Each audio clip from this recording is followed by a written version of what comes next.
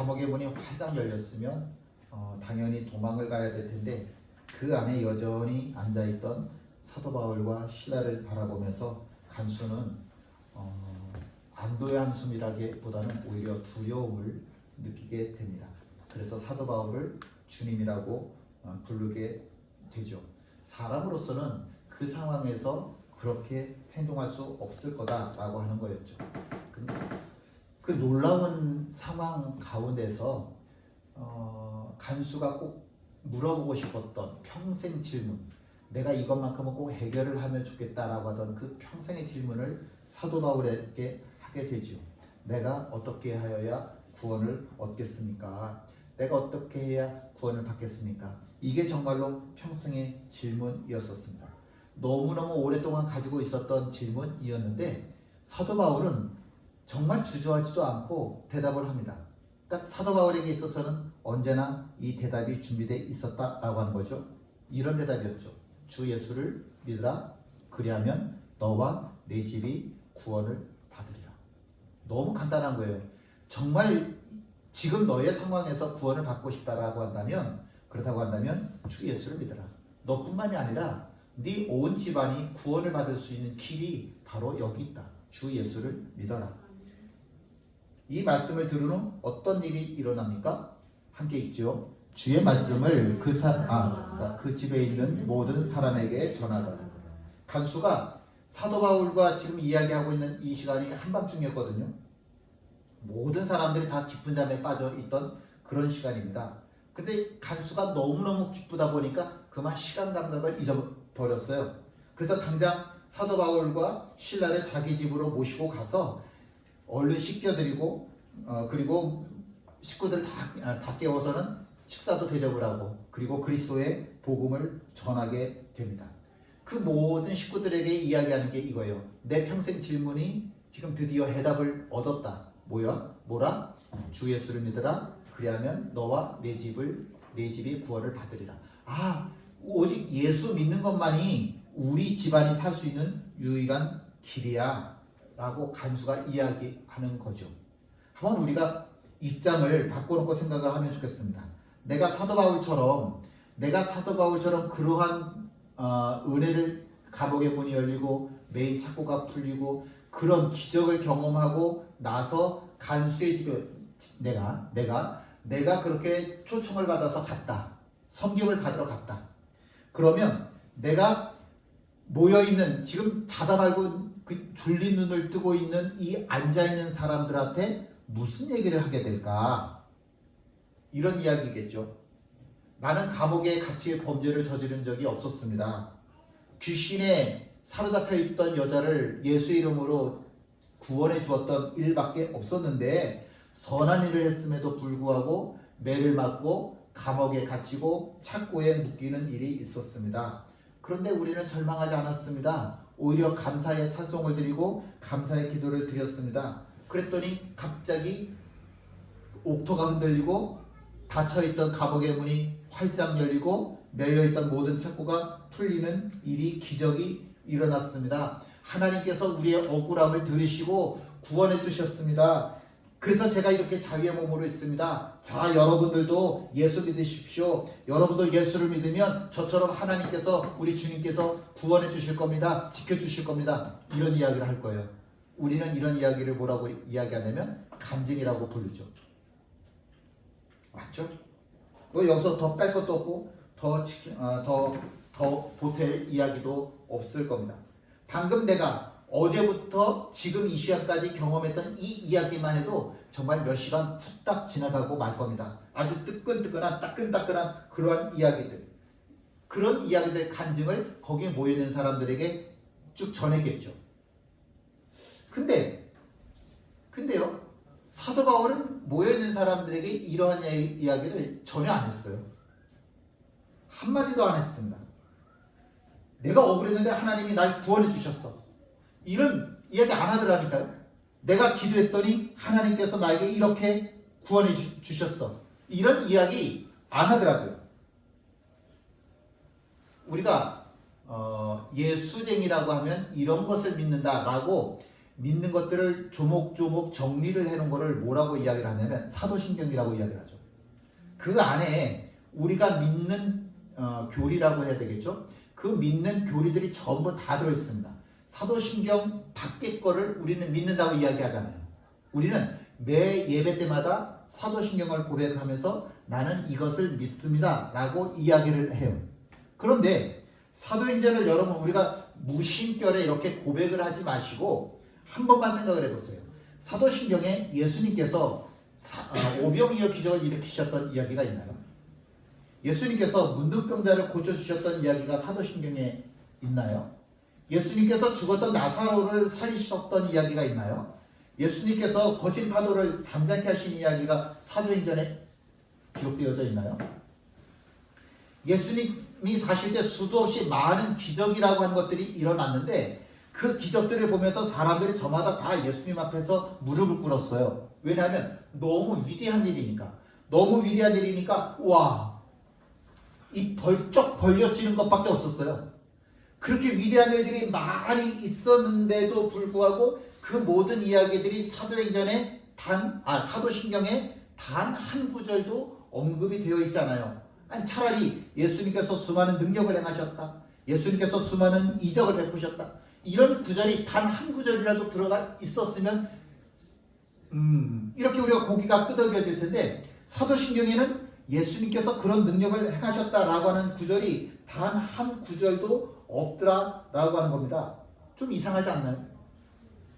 우리는 예수님께서 이런 능력을 행하셨다라고 하는 기적을 행하셨다라고 하는 이런 것들 굉장히 중요하게 생각하는데 우리는 근데 오히려 우리의 신앙을 고백하는 사도신경에는 이러한 구절들이 단 한 구절도 없다. 왜 그럴까? 여러분 우리가 기적이라고 하는 것들 어떤 목사님들은 방언이 구원받은 자의 증거라고 얘기를 하는데 여러분 귀신 들린 사람들은 방언 같은 거 더 잘해요. 그런 거는 구원받았다라고 하는 증거가 될 수가 없어요. 뭐 기도했더니 병이 고쳐졌다. 불교에도 그런 거 많아요. 이슬람에도 그런 거 많아요. 우리가 기적이라고 이야기하는 것들은 다른 모든 종교들에도 다 똑같이 있어요. 이건 예수님이기 때문에 행하셨다라고 하는 게 아니라 어느 종교를 봐도 다 있기 때문에 그래서 우리가 예수님을 믿어 이렇게 말하면 곤란한 거예요. 그러면 귀신을 믿어도 되는 거고 그러면 부처를 믿어도 되는 거고 알라를 믿어도 되는 거예요. 기적 때문에 우리가 예수를 믿지 않는다라고 하는 거예요. 오히려 여러분 병 걸렸으면 의사 찾아가는 게 빨라요. 머리가 아플 때 어쩌면 진통제 먹는 게 더 해결 빠를 수도 있어요. 하나님이기 때문에 우리의 병든 것을 고쳐주신다. 하나님이기 때문에 우리의 문제를 해결해 줬다. 그런 거는 모든 종교들에도 다 똑같이 다 있는 거예요. 그런데 사도행전에 보면 예수님께서 동정녀 마리아의 몸에서 태어나셨다라고 하는 기록이 있어요. 그리고 그 바로 다음에 무슨 기록이 나오냐면 예수님께서 십자가에 달려 죽으셨다. 그리고 3일 후에 부활하셨다. 하늘로 승천하셨다라고 하는 기록이 되어져 있어요. 그러니까 정말 중요한 것은 뭐냐면 예수님의 출생 그리고 예수님의 십자가 그리고 부활 이게 중요한 거죠. 예수님의 출생이라고 하는 얘기는 이런 겁니다. 하나님께서 인간의 몸을 입으시고 이 땅에 내려오셨다. 이건 말도 안 되는 이야기가 지금 벌어진 거예요. 어떻게 이 우주 만물을 창조하신 하나님이 사람의 몸을 입으시고 이 땅에 오실 수가 있겠습니까? 이건 기적 중에 가장 큰 기적인 거예요. 그래서 사도신경에 고백을 하는 겁니다. 우리는 이러한 주님을 믿는다. 하나님께서 인간의 몸을 입으시고 이 땅에 오신 그 주님을 우리는 믿는다라고 이야기를 시작한 겁니다. 그런데 그 주님이 인간의 몸을 입으시고 33년 동안 이 땅에 사시면서요. 행하셨던 그런 일보다 더 놀랍고도 더 위대한 일이 벌어졌습니다. 그건 뭐냐면 우리의 모든 죄악을 지고 당신 이전에 태어났던 모든 사람들, 당신과 같이 살아가고 있는 모든 사람들, 그리고 지금에 이르기까지 우리 후손에 이르기까지 모든 사람들의 죄를 짊어지시고 십자가 달려 죽으셨다. 이게 기적이죠. 누가 과연 나를 위해서 죽는 이런 일들을 벌인다는 거예요. 주님밖에 없으시지. 그런데 십자가에 달려 죽으셨던 그 주님이 3일 만에 다시 부활하셨어요. 하늘로 승천하셨어요. 기적이죠. 이것만큼 위대한 기적이 세상에 어디 있습니까? 이게 바로 참 기적이라고 하는 거죠. 참 기적은요, 하나님이 우리의 몸을 입으시고 인간이 되셨다라고 하는 겁니다. 참 기적이라고 하는 건요, 주님께서 십자가를 짊어지시고 나를 위해서 죽으셨다라고 하는 거예요. 참 기적은요, 그 주님께서 죽음 가운데서 무덤 가운데서 다시 부활하셨다라고 하는 겁니다. 이게 진짜 기적이라고 하는 겁니다. 2000년 전 이 성경이 기록될 사도 바울 당시에는요, 로마에 그리스 로마 신화라고 하는 게 굉장히 인기를 끌었거든요. 그 그리스 로마에 나오는 신들의 특징은 뭐냐면 하늘에 있는 신이에요. 근데 가끔 사람이 될 때가 있는데 이 가끔 사람이 돼 가지고서는 우리가 초능력이라고 부르는 그런 일들을 이 땅에서 행했어요. 그러니까 만약에 사도 바울이 간수에게 예수님께서 내가 기도했더니 이 감옥터를 흔들리게 진동의 역사가 일어나게 하고 모든 매인 것마다 다 풀어지겠다라고 하는 이 사실, 하나님께서 내게 베푸신 일들을 기적이라고 이야기했다고 한다면 간수는 들으면서, 식구들은 들으면서 뭐라고 생각하겠어요? 아, 예수님도 저 제우스, 헤르메스 이런 신들하고 똑같은 그저 그런 신들 중에 하나구나 라고 생각하겠죠. 아우, 제우스를 섬기려면 저 올림푸스 신전에 가야 되고, 또 뭡니까 그 아폴로 같은 신을 섬기려면 또 어디를 가야 되고, 또 무슨 신을 섬기려면 어디로 가야 되고, 그래 예수를 섬기려면 어느 신전으로 가야 돼요? 어떻게 신전 만들어야 돼요? 뭐 이런 것만 관심이 있었겠죠.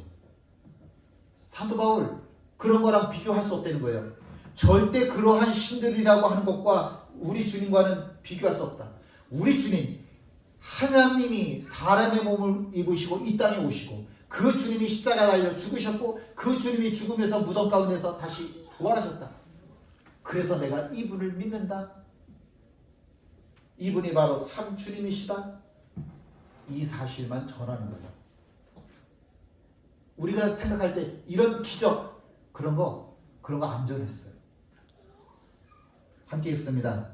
그 밤 그 시각에 간수가 그들을 데려다가 그 맞은 자리를 씻어주고 자기와 그 온 가족이 다 세례를 받은 후 그들을 데리고 자기 집에 올라가서 음식을 차려주고 그와 온 집안이 하나님을 믿음으로 크게 기뻐하니라. 여기 보니까 크게 기뻐하니라라고 되어 있네요. 크게 기뻐하니라고 하는 이야기는 너무 좋아가지고요. 이게 너무 좋아서 뭐라고 그러죠? 자제가 안 되는 거예요. 너무 좋아서 막 미친 사람처럼 막 펄쩍펄쩍 뛰면서 야 신난다 신난다 그러는 거. 그게 크게 기뻐하다라고 하는 뜻입니다. 너무 기뻐요. 너무 기뻐서 이걸 도대체 어떻게 해야 될지 절제가 안 돼요. 그게 기쁨이라고 하는 겁니다. 근데 기쁨은요, 감정이에요. 아, 기쁘다. 이런 물건이 눈에 보이는 이런 게 아니잖아요. 기쁨이라고 하는 건. 기쁨이라고 하는 이런 눈에 보이는 게 아니죠. 감정이에요, 감정. 그러니까 기쁨이라고 하는 그 자체는 그렇게 중요한 게 아닙니다. 중요한 건 뭐냐면 내가 무엇 때문에 기뻐할까라고 하는 거예요. 어느 분하고 이제 상담을 하는데 너무 힘들대요. 근데 자기가 무엇 때문에 힘든지를 잘 몰라요. 하기야 힘드니까 그렇겠지. 힘드니까 내가 무엇 때문에 힘든지를 몰라요. 그래서 이게 상담가가 하는 건 뭐냐면 무엇 때문에 힘든지를 가르쳐 주는 거예요. 무엇 때문에 힘든지. 그걸 이야기해 주는 거예요. 당신이 힘든 건 이것 때문에 힘든 거예요. 라고 그걸 보여주면 그 사람이 아, 내가 이것 때문에 힘들구나. 그러면 그 힘든 거를 이겨낼 수 있는 힘을 얻어요. 기쁨이라고 하는 것도 마찬가지예요. 기쁨이라고 하는 건 내가 무엇 때문에 기쁘다라고 하는 대상이 있는 거예요. 내가 기쁘다고 하는 감정이 중요한 게 아니라 내가 무엇 때문에 기쁘다고 하는 그 대상이 무엇이냐. 예를 들어서 도박판에서 도박꾼이 돈을 다 땄어요. 기뻐요. 근데 왜 기쁘냐면 도박해서 돈을 땄기 때문에, 벌었기 때문에 내가 기쁘잖아요. 대상이 틀렸잖아요. 이건 아니에요. 이건 기쁘다고 우리가 축하를 해줄 수가 없는 겁니다. 도둑이 완전 범죄를 저질렀어요. 너무 신나요. 기뻐요. 근데 그 대상이 틀렸어요. 도둑질이잖아요. 이거는 기쁘다라고 이야기를 하면 안 돼요. 이건 기쁜 게 아니에요. 잘못된 겁니다. 기쁨의 대상이 무엇이냐라고 하는 거예요. 우리가 잘못된 대상으로 인해서 기쁘다라고 이야기를 한다고 하는 건 그건 내 영혼을 스스로 망가뜨리는 거예요. 여러분, 최고의 기쁨을 누리려면 마약해야죠. 근데 대상이 틀렸잖아요. 대상이 틀렸는데도 불구하고 단지 내가 기쁘기 위해서 이 순간을 모면하기 위해서 내가 도박하고 내가 마약하고 내가 술 먹고 내가 담배 피고 대상이 틀렸잖아요. 그래서 잘못된 거라고요. 대상이 잘못되었기 때문에. 잘못된 것을 가지고 기뻐하다 보면 자기 인생을 잃는 겁니다. 간수가 왜 기뻐해요? 돈을 벌어서? 아니요. 간수가 왜 이렇게 미친 듯이 기뻐해요? 승진해서? 아니요. 간수가 유명해졌습니까? 아니요. 간수의 이름조차 기록 안 돼 있어요. 간수 이름도 없잖아요. 우리 간수 이름도 몰라요. 그냥 간수 그렇게 불러요. 유명해지지도 않았어요. 근데 이 간수가 왜 그렇게 기뻐해요? 왜 그렇게 기뻐해요? 내가 예수를 알았어요. 내가 예수를 알았다고. 내가 예수를 믿게 되었다고. 주 예수께서 십자가에서 나를 위해 달려 죽으셨다가 다시 부활하셨다라고 하는 이 사실이 너무너무 좋아가지고요. 견딜 수 없이 미칠 듯이 기뻐하게 되더라고요. 우주 만물을 창조하신 하나님을 내가 아버지로 부를 수 있다? 이야, 너무 좋다, 너무 좋다, 너무 좋다. 내 뱃속에서부터 솟구쳐 오르는 이 기쁨, 이 평안, 이걸 감당할 수가 없어서 미친 듯이 춤추면서 좋아하는 거예요. 아침 식사를 하는데 이렇게 사모님이 핸드폰 딱 보더니 김규령 집사님이 헌금하셨네 그러더라고요. 그 얘기를 듣고서는 제가 밥 먹다 말고 고개를 툭 숙이고 다시 하나님 그리고 축복기도 했습니다. 그럴 수밖에 없는 게 한번 말씀드렸지만 이 김규령 집사님 남편이 출근을 하다가 회사 안이 아니라 회사 문 밖에서 돌아가셨어요. 그랬더니 이게 산재 처리가 안 되네요. 문 밖에서 돌아가셨기 때문에. 사업을 하다가 또 사업하다가 안 되고 빚지다가 쪼들려가지고 자기 집 다 팔고 월세 40만 원짜리 들어가서 지금 생활을 하고 계신데 남편마저 저렇게 갑자기 숨지고 나니까 이건 뭐 어떻게 대책이 안 쓰는 거예요. 당장 먹고 살 궁리가 안 되는 거죠. 대책이 안 서는 거죠. 남편의 죽음이 좀 이 산재 처리가 돼서 보험금이라도 받으면 경제적인 문제를 해결할 수 있을 텐데 이게 보험이 해결이 안 되는 거예요. 어떤 방법을 써도 여기저기 다 알아봐도 안 되는 거예요. 안 되는 거면 안 되는 거죠. 그걸 어떻게 하겠어요? 이제 본인의 몸은 이제 70에 가까우니까 자꾸 아픈 데가 여기저기 많아지기만 하고 그 요양보호사 일을 하는데 요양보호사를 하면 하루 뭐 한 3시간 일하면 한 80만 원 돈 받습니다. 그리고 이제 하루 6시간 일을 하면 한 150, 160 이렇게 받는 거죠. 그걸로 이제 자기 생활을 하고 유지를 해 나가는 거예요. 근데 빚은 빚대로 있고 또 월세도 내야 되고 아들도 있고 그러다 보니까 이게 늘 경제적인 문제 때문에 힘이 들잖아요. 근데 참 신기한 거는 돈이 필요하면 내가 누구한테 사람한테 아쉬운 소리를 하지 않았는데도 불구하고 하나님께서 계속해서 채워주셔서 한 번도 집세를 밀린 적도 없고 한 번도 돈 때문에 아 이거 해야 되는데 못했네 이런 일들이 없더라는 거예요. 야 이거 진짜 기적이다. 이거 진짜 기적이다. 그런데 그렇게 문제가 해결되지 않았던 남편 산재 문제가 갑자기 해결이 된 거예요. 어떻게 하다 보니까 어떻게 했는데 예전에는 그런 방법이 있었을 텐데도 불구하고 전혀 드러나지 않다가 2년이라고 하는 세월이 지나서 지난달인가요? 지난달에 갑자기 해결이 다 된 거예요. 그래서 매달 150, 한 160만 원 조금 안 되게 이제 연금을 받게 되셨어요. 야, 그래 내가 이 돈을 받으니까 우리 월세집부터 전세로 좀 옮겨야 되겠다. 뭐 이럴 수 있을 텐데 이분이 기도하다가 보니까 그런 생각이 들더라는 거예요. 하나님께서 내가 월세로 사는 거 전세로 살라고 아니면 내가 집을 사라고 이 갑자기 연금을 나한테 주시진 않으셨을 텐데 내가 이 받은 돈은 다 하나님을 위해서 사용을 해야 되겠다. 그리고 결심하고 자기가 받은 돈 자기 집 생활비로 쓰는 게 아니라 전부 다 100% 이름 없이 이름 드러나지 않게 다 헌금을 하면서 생활을 합니다. 근데 혹시라도 내가 치매라고 하는 것으로 인해서 내 정신을 잃어버린다고 한다면 아들 내가 받는 연금은 무조건 하나님 거야.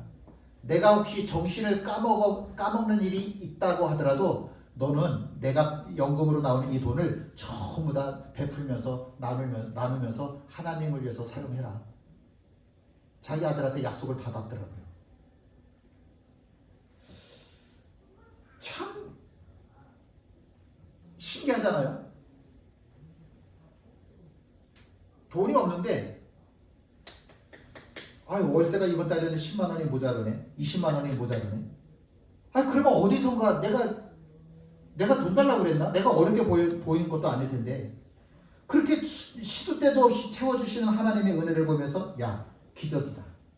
뭐 이런 생각을 할 수도 있었겠죠. 근데 진짜 기적이라고 하는 건 이런 거죠. 그렇게 어려운 중에도 내가 하나님을 향한 마음을 잃지 않았다라고 하는 거. 내가 경제적인 모든 문제를 해결할 수 있는 상황이 되었음에도 불구하고 그럼에도 불구하고 내가 마음 흔들리지 않고 여전히 하나님과의 약속을 지키고 붙잡고 살아가고 있다라고 하는 거. 이게 진짜 기적이죠. 물론 암에서 고침받았다고 해서 기적이라고 내가 큰 은혜 받았다고 이야기할 수는 있을 거예요. 근데 내가 암으로 인해서 고통당한다. 근데 하나님이 고쳐주셨다? 그것도 큰 은혜지만 하나님께서 나를 고쳐주시지 않으셨지만 하나님께서 나를 회복시키지 않으셨지만 그럼에도 불구하고 나는 여전히 하나님을 바라보는 이 신앙의 자리에서 나는 움직이지 않는다. 떠나지 않는다. 흔들리지 않는다. 이게 더 위대한 기적 아닙니까? 내가 사업이 잘 되어서 나는 하나님 앞에 특별한 은혜 받았다. 그렇게 간증하고 다니는 사람들 많아요. 그런데 내가 망했음에도 불구하고 그럼에도 불구하고 내가 하나님을 향한 이 마음 나는 변하지 않는다. 금보다 더한 믿음이 나의 믿음이다. 이거 더 큰 기적 아닌가요? 다른 사람들은 다 자기의 기도가 응답되었다고 하나님 감사합니다. 내가 간증을 했게. 간증 맞지만 하나님께서 내 모든 기도에 응답하시지 않으셨지만 그러나 그럼에도 불구하고 나는 내 믿음 변하지 않으리. 정금 같은 내 믿음 변하지 않으리. 이거 더 위대한 신앙 아닙니까? 욥은 동방의 의인이라고 하는 이름을 가졌죠. 하나님은 이 욥이라고 하는 사람이 구하는 모든 것에 넘치게 복을 주셨어요. 욥의 가장 큰 신앙이 욥에게 있어서 가장 큰 축복이 뭐였었을까? 자식 10명? 아니면 수조 원 되는, 지금 돈으로 따져도 정말 수조 원 될 텐데 그 수조 원이나 되는 그 돈이 욥의 자랑거리였었을까? 함께 있습니다. 내가 내 종 욥을 주의하여 보았느냐? 그와 같이 온전하고 정직하여 하나님을 경외하며 악에서 떠난 자는 세상에 없느니라.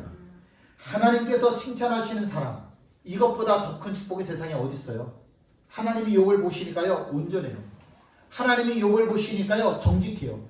하나님이 욥을 보시니까 하나님을 경외할 줄을 알아요. 하나님이 욥을 보시니까 악에서 떠난 자예요. 이게 기적 아니에요? 세상을 살아가면서 내가 타락할 수 있는, 내가 죄를 범할 수 있는 일들이 얼마나 많이 있어. 내가 죄를 범할 수 있는 일들이 얼마나 많은 이 세상인데 내가 온전해. 내가 정직해. 내가 악에서 떠난 자야. 내가 하나님을 두려워할 줄 알아. 이게 기적이죠.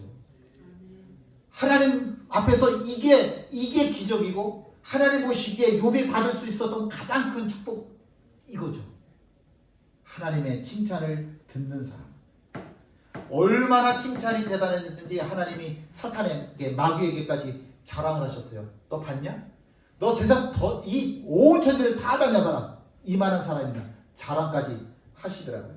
근데 사탄의 얘기는 이런 거죠.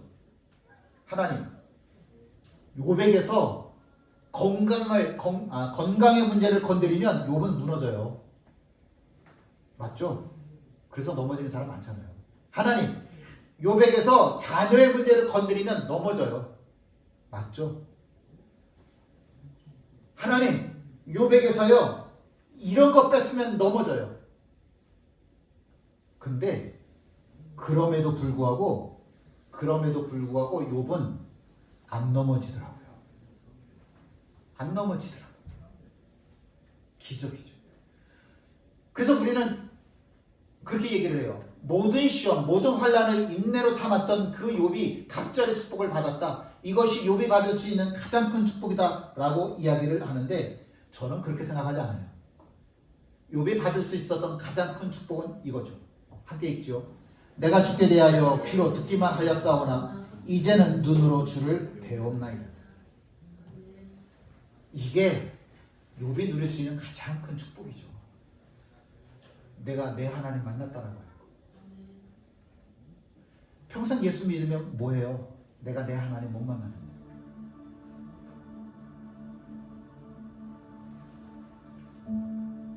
사탄이 말하는 건강 뺐으면 넘어져요. 돈 뺐으면 넘어져요. 뭐 하면 넘어져요. 그래서 아내가 저주하고 나섰어요. 그래도 욥은 안 흔들리더라고요. 친구들이 저주하고 나섰어요. 그래도 안 흔들리더라고요. 물론 고난 없이 살 수 있다고 한다면 이것보다 더 큰 축복은 없을 겁니다. 근데 이 세상에 고난 없는 사람이 어디 있어요? 전 평생 약 안 먹고 살 줄 알았어요. 병원 신세 안 지고 살 줄 알았다니까요.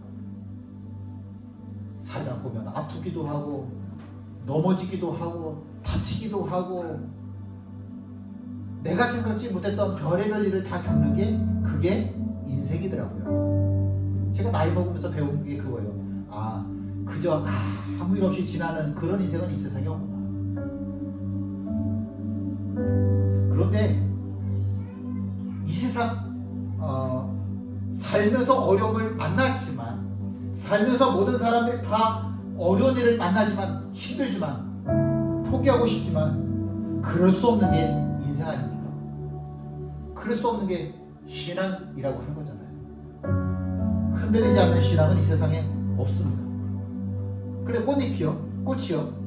바람에게 흔들리다 보면 꽃이가 날아가요. 그래서 옆에 또 다른 생명들이 또다시 태어나고 자라나고 열매 맺게 되는 거죠. 우리 신앙도 똑같아요. 욥이 안 흔들렸다? 저는 그렇게 생각하지 않아요. 욥도 아마 흔들렸을 거예요.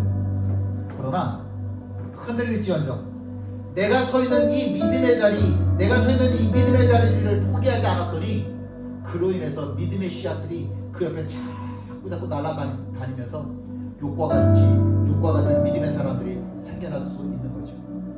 무엇 때문에 기뻐하십니까? 우리가 다음 주에 이제 감사주일로 지키려고 하는 추수감사주일로 지키려고 하는데 무엇 때문에 기쁘세요? 무엇 때문에 감사하세요? 가져서 감사하십니까? 잃어버려서 감사하십니까? 아니면 하나님 때문에 감사하십니까?